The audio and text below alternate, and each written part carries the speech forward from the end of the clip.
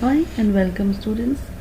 This is with regard to writing or creating a poem, a ballad to develop your creativity.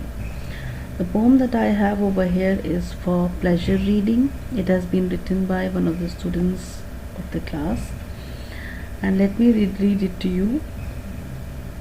Be Yourself by Mahek Trivedi, a student of grade 10A. When you feel like a bird, can't fly, you have wings but can't flap by. You always try your best, but you believe you can't line up with the rest. It is true, but I can say that you don't have a clue of who are you. You're living their reality, not yours. Believe or not, but life has various things to do. Try all numerous times. You will fall, but when the hour is right, you will fight.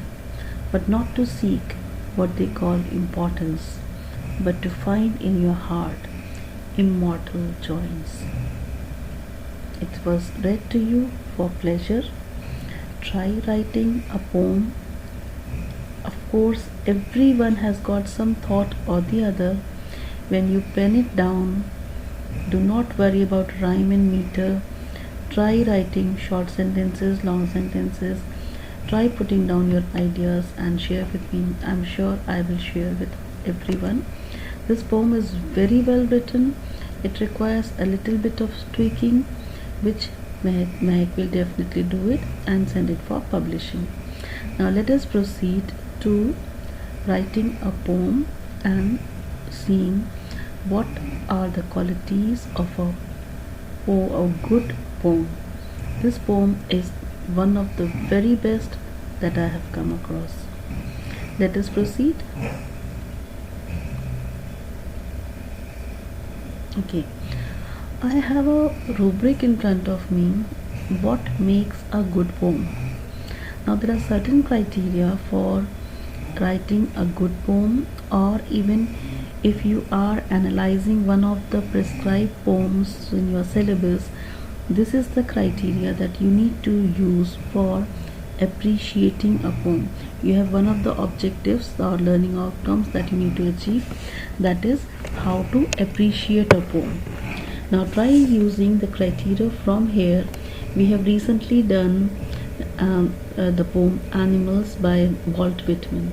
We will try using this criteria and we'll try analyzing the aspects in that poem to critically appreciate that poem. Now let us see the first criteria. I will try reading the highest point, that is, this is the best point over here, 4, and this is the lowest, then the qualities, that's when the poem is short of certain qualities. So we will try reading only the highest one, but if you want to judge at a lower level, you may pause the video and judge the poem at a little lower level and criticize the poem individually. Now the first criteria that I have is sound, devices, rhyme, alliteration and onomatopoeia. Sound words are actually a part of imagery, that is sound imagery, auditory imagery, words like clang, etc. These words are sound words. Rhyme scheme, we know that end words that rhyme and create a musical effect. Alliteration are the words that have got consonant sound repeated when the words are placed one next to the other. And one more aspect is there, assonance. Assonance is that when vowel sound is repeatedly used in certain words together. Onomatopoeia are the words which do not occur in dictionary, but these words are known as sound words. For example, quack quack, bow bow and hustle rustle. These kind of words, or POW, pow, when you hit, want to show a punch, that is, these kind of words show some kind of sound. So these are called onomatopoeia. Now let us see if what is the criteria. The rhyming words or other sound devices fit perfectly for this poem and um, enhances the meaning of and enhances the meaning of the poem. If these kind of words are used, you may use this aspect in your writing to comment on the poem. But if this aspect is missing, you can go at the lower level and say maybe the rhyming word and the other sound words are forced in order to fit the rhyme scheme but interrupt the meaning of the poem. If Walt Whitman's poem is such, then you may comment on that. If you want to use any of the aspects from here, the rhyming words and the sound devices, it somewhat fits in. The poem also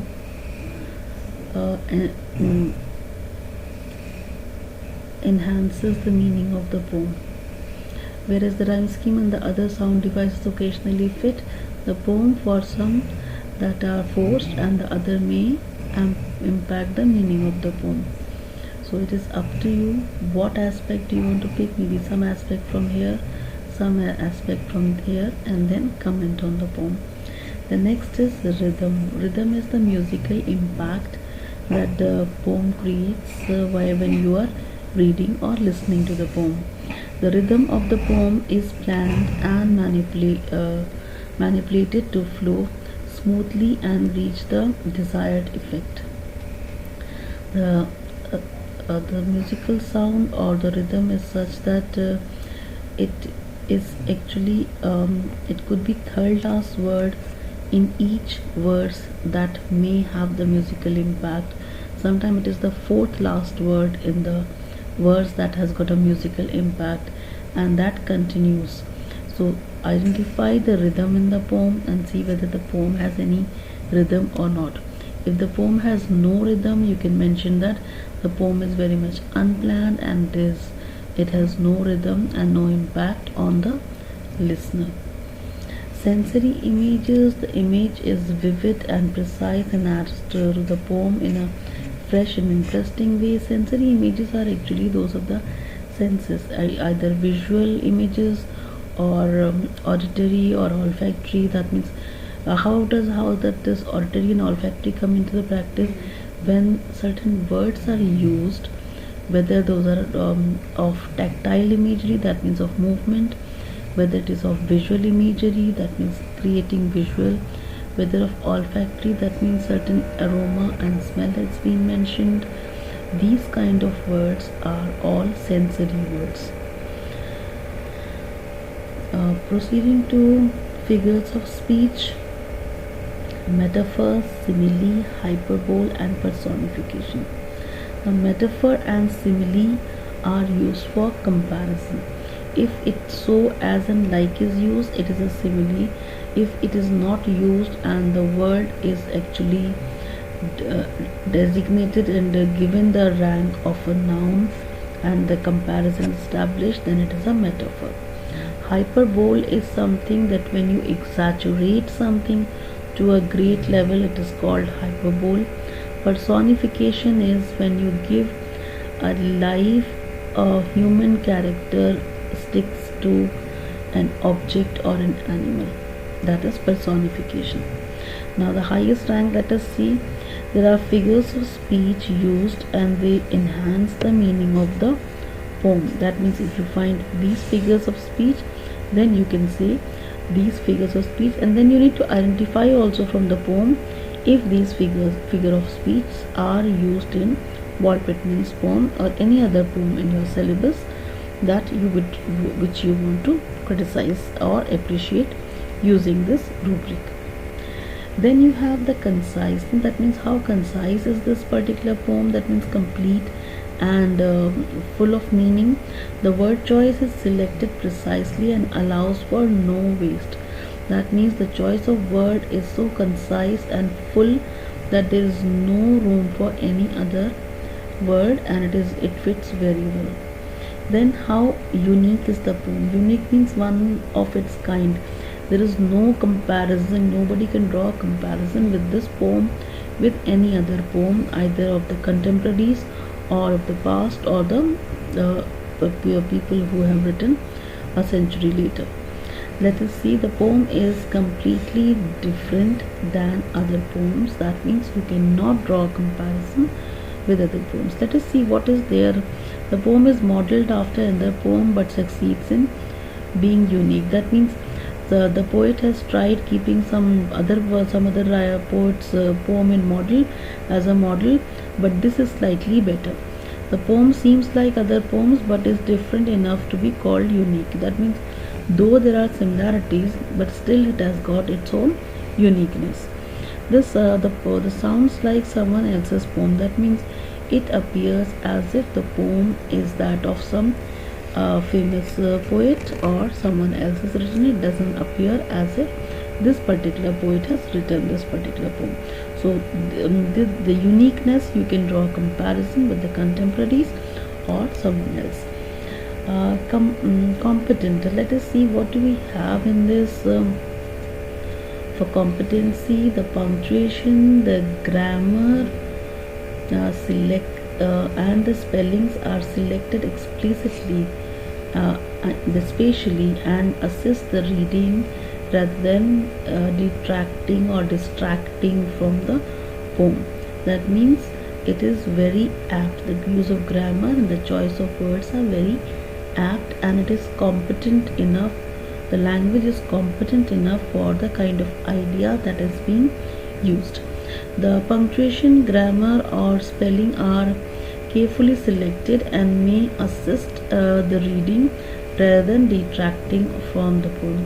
The punctuation, grammar, or the spellings are occasionally selected carefully but may not assist the reading and detract. Detract means take you off the track, detract from the poem. The punctuation, grammar, or other spellings are not carefully selected and detracting from the poem. So this is completely negative idea or comment. Filled with adventure. If at all the poem has got some element of adventure, only then you may consider. Otherwise you may skip this if it is not suitable for the kind of poem for which you are writing a critical appreciation.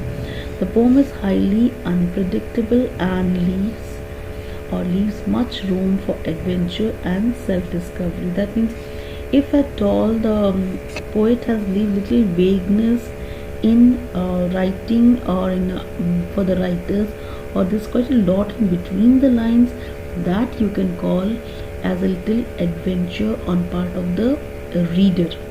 It doesn't mean that kind of adventure which has got thrill and enthusiasm in terms of the story or narration.